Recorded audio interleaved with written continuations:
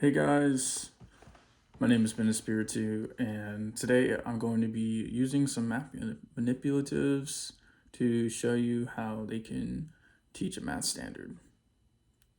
So the standard I decided to choose is third grade, and it's 3.NR.4, and this is represent fractions with denominators of 2, 3, 4, 6, and 8 in multiple ways within a framework using visual models.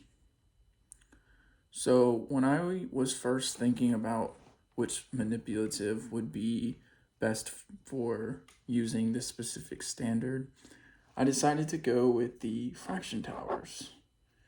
These are the fraction towers. We have 1, 1/2, 1/3, 1/4, 1/6, and 1/8.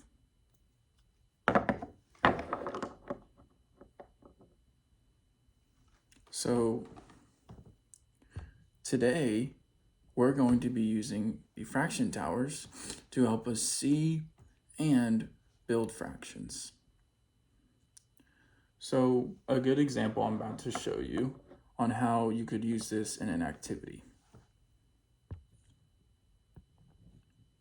So first, we're going to look at each of these.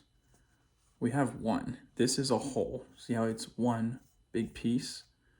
And notice how I can't separate it into anything because, again, it's just one whole. But if we look at 1/2, you can separate it. But again, put it back and it could become a whole. And this is for all the other ones. 1/3, again, can separate it into just one single. We have 1/4, again, separated into 4 parts. 1/6, separated into 6 parts. And then 1/8, separated into 8 parts. And it's very important, the number on the bottom, so we see that it's an 8 here, that is the denominator.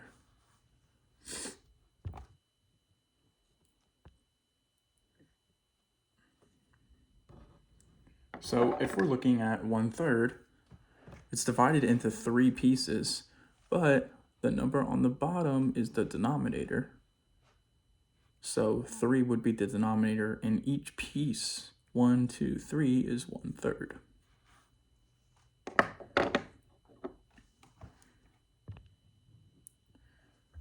And again, I would make sure to tell the students that, do we notice the larger the denominator, the smaller the pieces? So that's for 1/6. Notice how the pieces are small.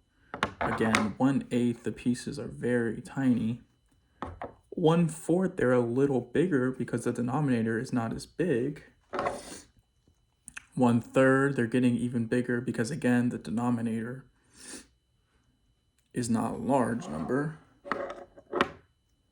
1/2, and then 1/2 is the biggest.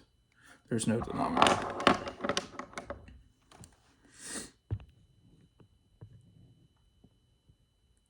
And I would also explain that even when fractions have a different denominator, they can represent the same amount. So if we're looking at 1/4,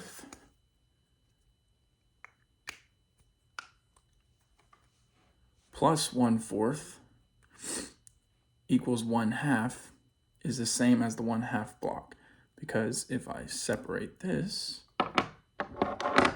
1/4 and 1/4 is 1/2.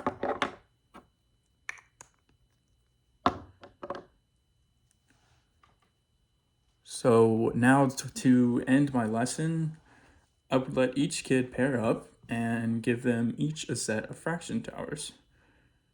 To have their partner select the 1/2. So again, to make this 1/2, we're just going to take that off. So they're going to have 1/2, 1/3. Again, we're going to take 2 off. So we have 1/2, 1/3, and 1/4. So again, just take one off. So we have 1/3, 1/2, and 1/4.